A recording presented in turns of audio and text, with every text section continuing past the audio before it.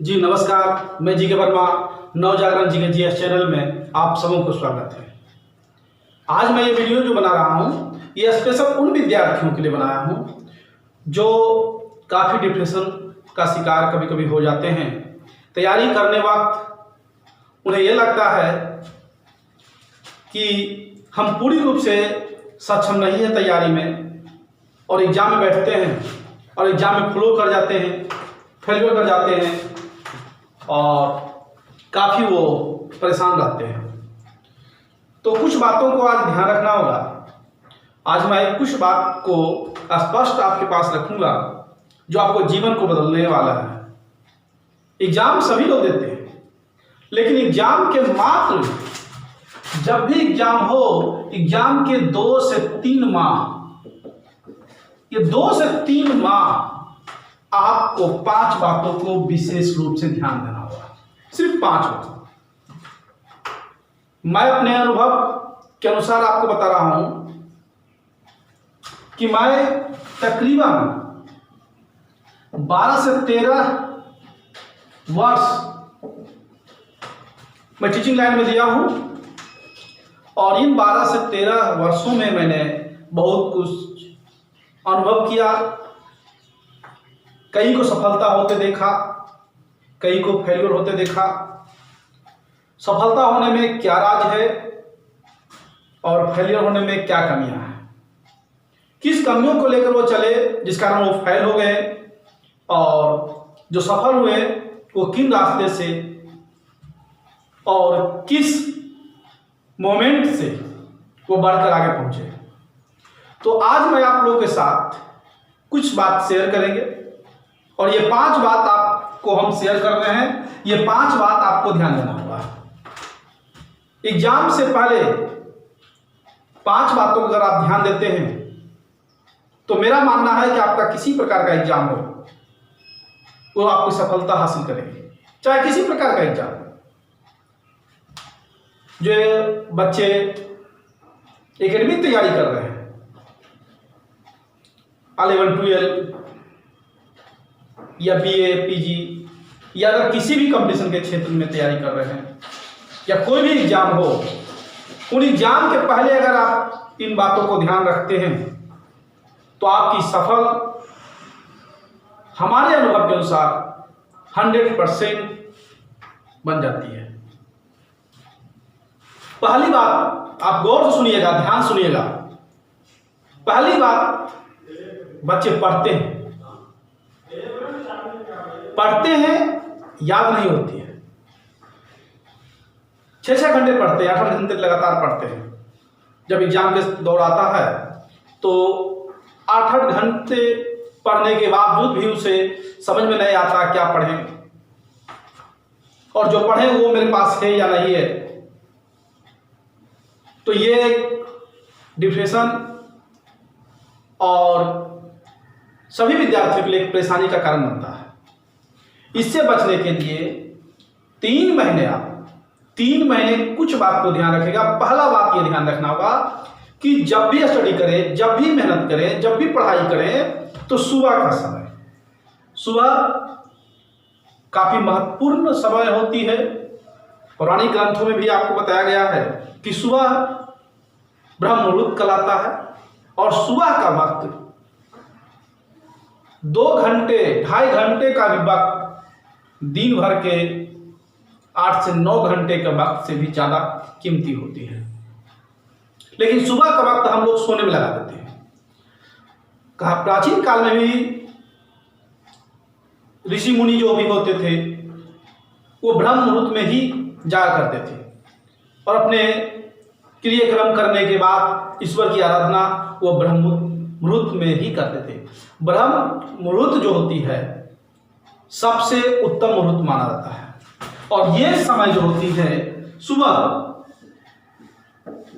4:30 से 5 बजे शुरुआत होती है, और ये 6:30 से 7 बजे तक चलता है।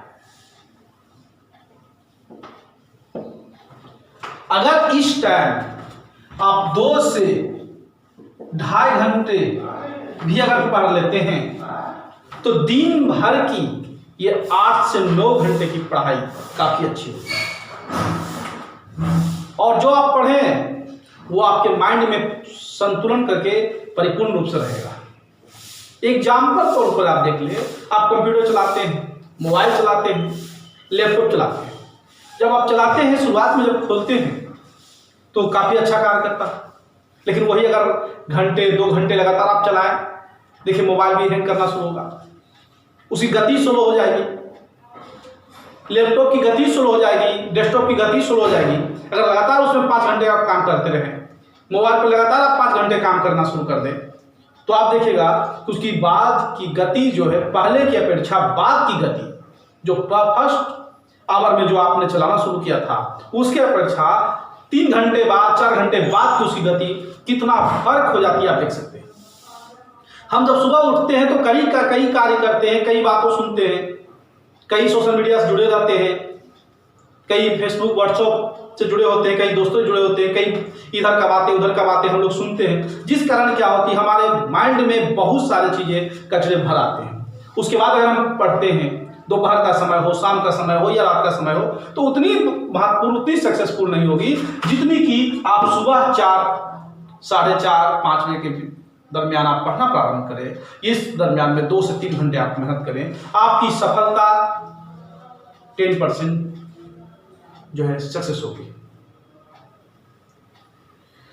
अब बात कर रहे हैं दूसरी बात, ये तो पहली बात थी। दूसरी बात, एग्जाम के 2 से 3 माह पहले, कम से कम 2 से 3 माह पहले जितने भी बाजार के सामान आप भोजन करते हैं वो एकदम रोकते, एकदम कंट्रोल करते, चाहे फास्ट फूड हो, पिज्जा हो, बर्गर हो, चाउमीन हो, एग रोल हो या अन्य फास्ट फूड का भोजन आप करते हैं, कोल्ड ड्रिंक हो, इन सबको एकदम बाइकआउट कर दे।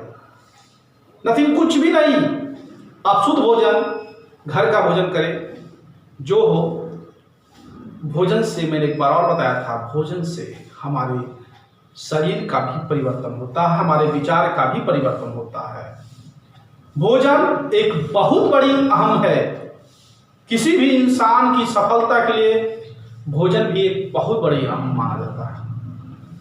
आप अनुमान लगा ले कि जिस दिन आपके घरों में अच्छे भोजन बनते हैं, शुद्ध शाकाहारी भोजन बनते हैं, और उस दिन का माहौल और जिस दिन नॉनवेज बना जाता है उस दिन का माहौल कितना अंतर होता है, अनुमान लगा ले।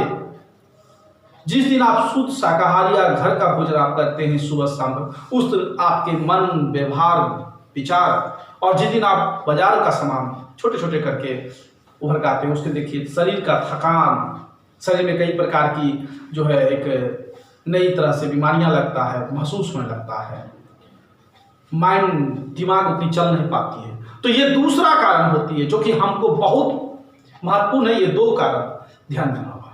तीसरे हम कारण चलते हैं, तीसरा इससे भी महत्वपूर्ण है। तीसरा महत्वपूर्ण कारण है कि जब भी हम पढ़ाई करें तो 40 मिनट का ही अंतराल रखें। 40 मिनट का ही अंतराल रखें पढ़ाई में। इन 40 मिनट का ही अंतराल में हम पढ़ाई करें। इसके बीच हम करें क्या? इसके बीच हम खेले। 40 मिनट पढ़ाई करने के बाद कुछ समय आप खेलने में निकाल लें। खेलने का मतलब ये नहीं कि हम टेलीविजन देखना शुरू कर दें, मोबाइल देखना शुरू कर दें, सोशल मीडिया में जुड़ जाए, ऐसा नहीं। खेलने का मतलब है कि फिजिकल वर्क करें।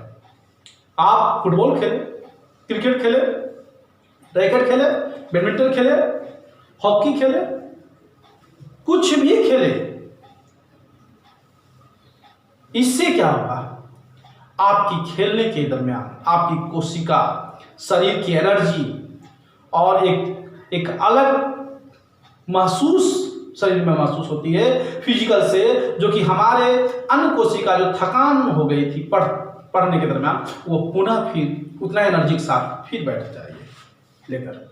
अगर 10 मिनट भी अगर खेल लेते हैं बीच में, तो वो भी आपका काम बहुत प्लस पॉइंट करेगा। ये तीसरी बात आपको अनुभव करना होगा और विशेष ध्यान देना होगा। अगर आपको एग्जाम में रिजल्ट देना है, आपको एग्जाम में सफलता हासिल करना है, तो ये तीसरी बात आपको अहम माना गया है। और चौथी बात, ये तीसरी और चौथी बात आपको ध्यान देना होगा कि आप व्यायाम मत छोड़ें। व्यायाम कम से कम 20 से 30 मिनट प्रत्येक दिन, चाहे सुबह हो चाहे शाम हो, लेकिन व्यायाम प्रत्येक दिन 20 से 30 मिनट मिनिमम आप जरूर करें। कोई फिजिकल वर्क करने से व्यायाम में आ जाता है। फिजिकल वर्क, योगा भी, कुछ भी आप अगर 20 से 30 मिनट आप पर डे करते हैं, वो आपकी नई ऊर्जा शरीर में उत्पन्न करेगी, जिससे आप हर प्रकार से किसी भी कार्य करने में सक्षम महसूस करेंगे और स्वस्थ महसूस करेंगे। ये चौथी बात मेरा ध्यान देना होगा आपको, तो व्यायाम करना नहीं छोड़ें।